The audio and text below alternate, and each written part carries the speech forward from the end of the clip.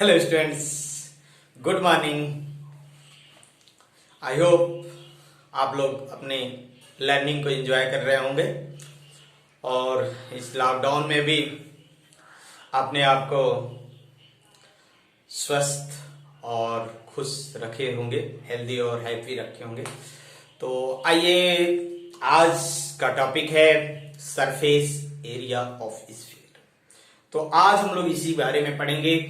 पिछले एक्टिविटी में हमने पढ़ा था कि कैसे surface area of sphere 4πr² होता है। ठीक है, हमने एक्टिविटी से ये साबित किया, एक्टिविटी से ये प्रूव किया था कि surface area of sphere 4πr² होता है। तो अब आप लोग परिचित हो गए होंगे कि formula surface area of sphere का फार्मूला क्या होता है। तो surface area of sphere equal to होता है surface area of sphere is equal to होता है 4πr², where r is the radius of the sphere, where r is the radius of sphere, where r is the radius of sphere.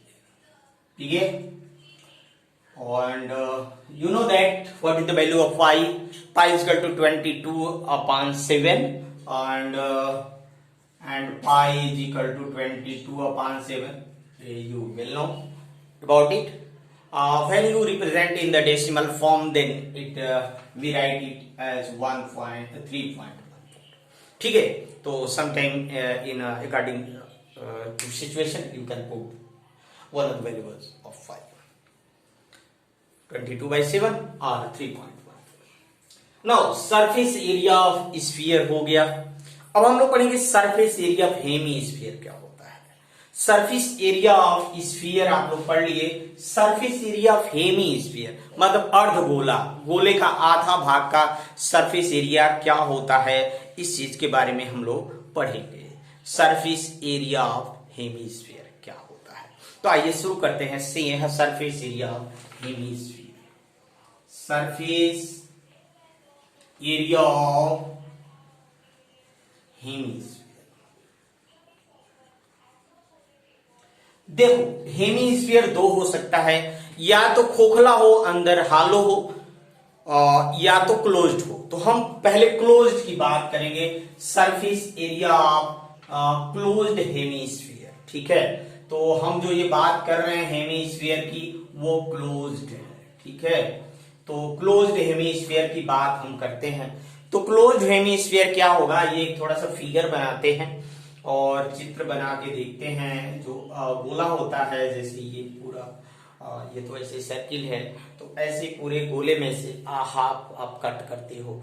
तो closed hemisphere का जो surface area है, closed hemisphere जो है अर्धगोला होता है, तो वो लगभग ऐसे होता है।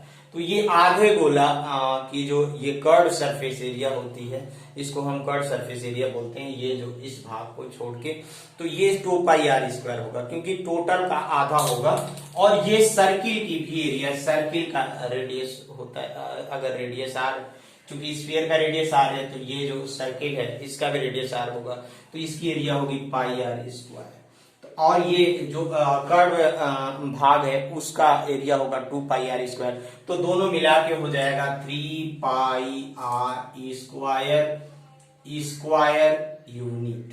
ठीक है, तो जो भी है मीटर है तो स्क्वायर मीटर हो जाएगा, सेंटीमीटर में अगर रेडियस है तो स्क्वायर सेंटीमीटर हो जाएगा, तो वही स्क्वायर यूनिट है। तो surface area of hemi closed hemisphere 3πr² होता है। यहां पे देखिए, यहां पे दो चीज कांसेप्ट आ जाता है, टोटल सरफेस एरिया और कर्व सरफेस एरिया। तो जो हमने ये लिखा है ये टोटल सरफेस एरिया है, एक्चुअल में ये टोटल सरफेस एरिया है। और अगर आप कर्व सरफेस एरिया निकालेंगे तो ये 2πr² हो जाएगा। तो कर्व सरफेस एरिया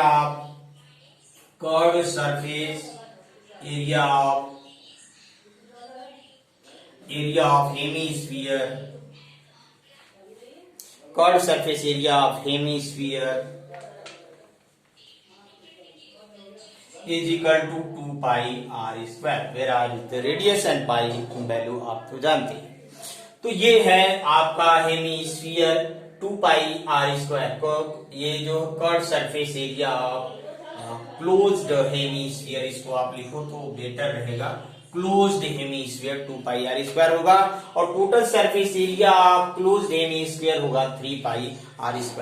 तो ये आपके फार्मूला है। So total surface area of sphere 4πr² होता है। टोटल सरफेस एरिया का है, सरफेस एरिया का है, स्फीयर के लिए एक ही फार्मूला है 4πr²। और surface total surface area of hemisphere closed है तो 3πr² हो जाएगा। Curve surface area of closed hemisphere 2πr² होगा। ठीक है, तो ये फार्मूले हैं, इनका यूज करके आपको आगे के क्वेश्चन लगाने हैं। और जब भी आपको जरूरत पड़े लाइफ में भी, अगर आपको कर्व सरफेस एरिया से रिलेटेड प्रॉब्लम हो तो वहां पे आप इसका यूज कर लेते हैं। जैसे कि कहीं कहीं जैसे पेंटिंग किया जाता है और वो स्फेरिकल अगर कोई स्ट्रक्चर है तो वहां पे फार्मूला यूज करना पड़ता है।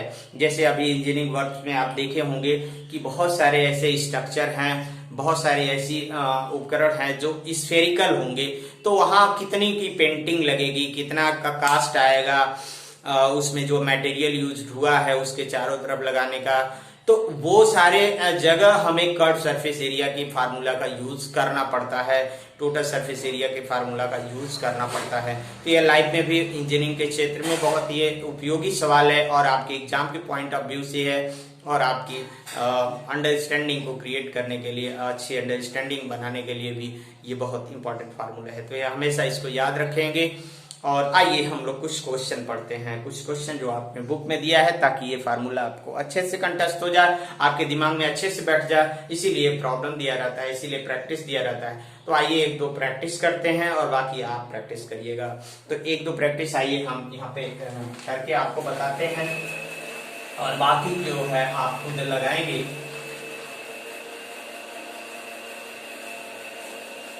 तो आइए हम एक प्रॉब्लम आपका 9.3 जो प्रैक्टिस सेट है, वो 9.3 का प्रैक्टिस सेट का एक क्वेश्चन हम लेते हैं और उसको हम लगाने की कोशिश करते हैं। तो 9.3 का प्रैक्टिस सेट हम देखते हैं। 9.3 का प्रैक्टिस सेट, यहाँ पे पहला में क्वेश्चन में, पहले क्वेश्चन में आपको दिया है कि find the surface area and volumes of sphere of the following radii. यहाँ रेडियाई दिया है, इसका सरफेस एरिया और वॉल्यूम भी पता करना है। तो देखिए मैंने वॉल्यूम आपको नहीं बताया, तो वॉल्यूम ऑफ द स्फीयर का भी फार्मूला आपको बता देते हैं। वॉल्यूम ऑफ द स्फीयर होता है, volume of sphere, volume of sphere, देखिए वॉल्यूम ऑफ स्फीयर होता है 4/3 πr³ होता है। क्यूबिक यूनिट आपका जो है क्यूबिक यूनिट होता है।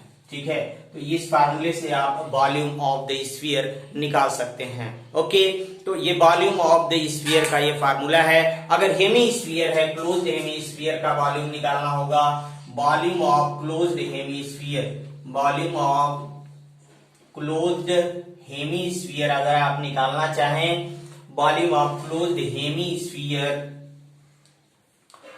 इज इक्वल टू होता है, अब इसी का हाफ कर देते हैं। ठीक है, 2/3 πr³। ठीक है, क्यूबिक यूनिट।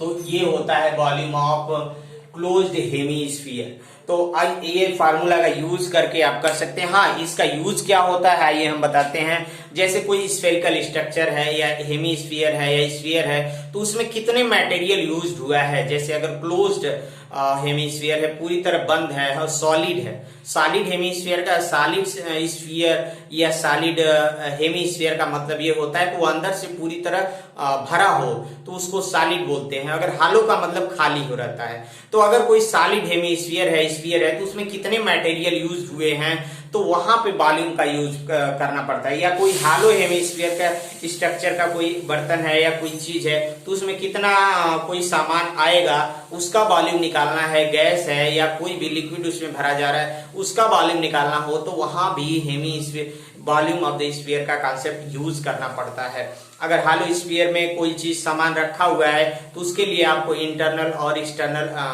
जो है इंटरनल वॉल्यूम निकालना पड़ेगा, इंटरनल रेडियस आपको वहां यूज करना पड़ेगा, तो अंदर कितने मटेरियल कितना वॉल्यूम रखा जाएगा उसका आप निकल जाएगा।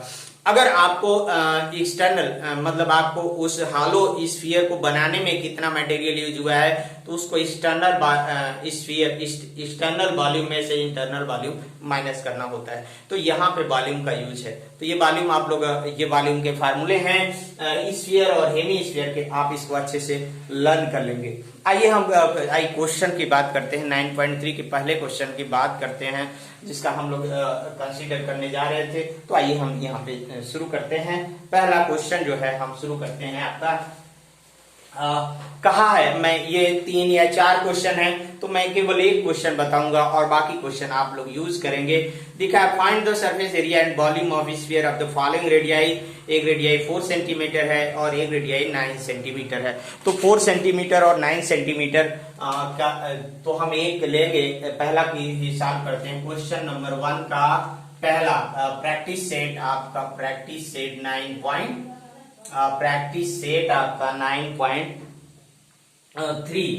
प्रैक्टिस सेट 9.3 का पहला क्वेश्चन का पहला पार्ट है। रेडियस आपका दिया है रेडियस 4 सेंटीमीटर। तो इसका स्फीयर है, स्फीयर का आपको सरफेस एरिया निकालना है। तो सरफेस एरिया ऑफ स्फीयर होता है surface area of sphere is equal to 4 pi r square. तो यहाँ पे आर की वैल्यू हम रखते हैं 4 और पाई की वैल्यू यहाँ क्वेश्चन में दिखा है कि पाई की वैल्यू आप यूज करेंगे 3.14। तो हम यहाँ पे 3.14 का यूज करेंगे। आर की वैल्यू यहाँ पे रख देते हैं, आर की वैल्यू 4 है तो ये 4 स्क्वायर, यहाँ सेंटीमीटर है तो ये जो आंसर आएगा सेंटीमीटर स्क्वायर में आएगा। सर एरिया का स्क्वायर रहता है या वॉल्यूम रहता है तो क्यूब लिखते हैं, तो ये सेंटीमीटर स्क्वायर होगा। अब इनको आप मल्टीप्लाई कर दीजिए 4 और ये 4 जा 16 और 4 का मल्टीप्लाई 4 जा 64 तो 64 इंटू 3.14 हो जाएगा और इसको सेंटीमीटर स्क्वायर। अब इसके बाद इसको मल्टीप्लाई कर लेंगे तो आपका आंसर आ जाएगा। तो ये पहला क्वेश्चन रहा। आइए एक और क्वेश्चन लगाते हैं और बाकी क्वेश्चन आप लोग करिएगा। Volume of hemisphere is 18,000 pi cubic centimetre, find its diameter. ये क्वेश्चन नंबर मैं 5 लास्ट वाला लगा रहा हूं। इसमें आपको वॉल्यूम दिया है और ये हेमी स्फीयर दिया है, वॉल्यूम ऑफ हेमी स्फीयर दिया है और इसका डायमीटर निकालना है। डायमीटर आप जानते हैं रेडियस का दूना होता है, रेडियस का ट्वाइस होता है, यानी आपको पहले रेडियस निकालना होगा, रेडियस का ट्वाइस कर देंगे तो वॉल्यूम निकल आएगा। तो आइए क्वेश्चन नंबर 5 हम पढ़ते हैं। क्वेश्चन नंबर 5 क्या है, वॉल्यूम ऑफ हेमी स्फीयर दिया हुआ, तो इसको पहले हम मिटा लेते हैं तब लगाते हैं। तो आइए ये क्वेश्चन नंबर पहले का इसको हम लगाते हैं। क्वेश्चन नंबर 5, क्वेश्चन नंबर 5 दिया है वॉल्यूम ऑफ हेमी स्फीयर दिया है, volume of hemisphere, volume of hemisphere दिया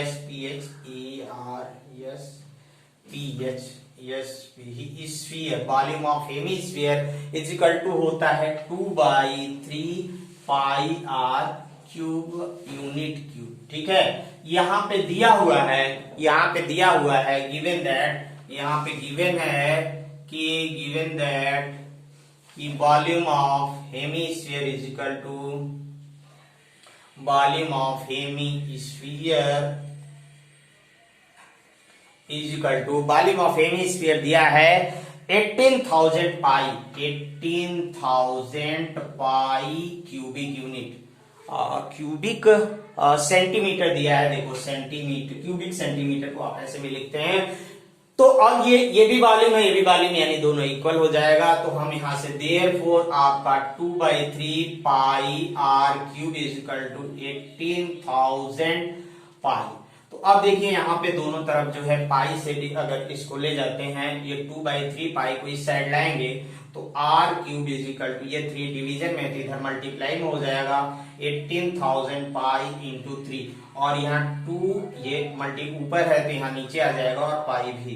तो ऐसे आपका पाई से पाई कट जाएगा, 2 से इसको डिवाइड करोगे तो 2 9 जा 9 ये 1000 हो जाएगा और फिर 3 से मल्टीप्लाई करोगे तो आर क्यूब हो जाएगा आपका 9 3 जा 27,000। ठीक है, क्यूबिक सेंटीमीटर। अब इसका क्यूब रूट निकालोगे, आर का जब क्यूब रूट निकालोगे आप यहाँ पे जो है आपको क्यूब रूट निकालोगे आप तो ओके, हाँ तो आएगा आपको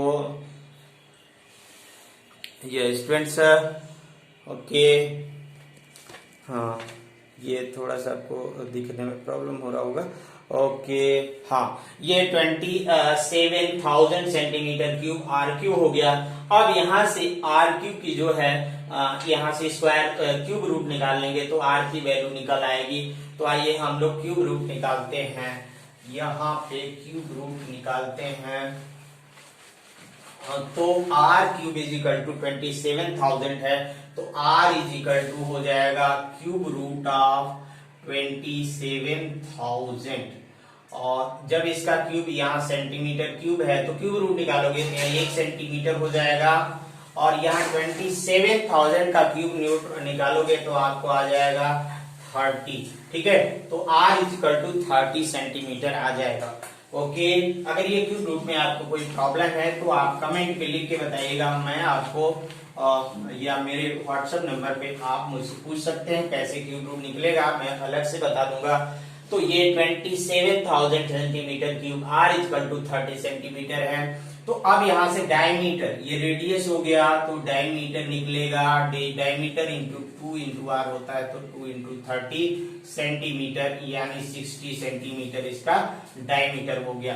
तो इस तरह आपका ये सोल्यूशन हो गया। तो मैंने ये पहला क्वेश्चन का एक पार्ट और 5वां बताया है, और बाकी क्वेश्चन आप लोग करिएगा। अगर कोई प्रॉब्लम होता है किसी क्वेश्चन में तो आप मुझे व्हाट्सएप पे मैसेज उस क्वेश्चन को भेज देंगे, ये क्वेश्चन नंबर को भेज देंगे और बाकी मैं उसको सॉल्व करूंगा। और भी कोई पे अगर दिक्कत हो, कोई क्वेश्चन हो तो आप पूछ सकते हैं। ओके थैंक्स, आई होप ये आप जो है अच्छा लगा होगा मैथमेटिक्स का लर्निंग। तो होप तो thanks, have a nice day और happy learning, enjoy your learning, thanks very much.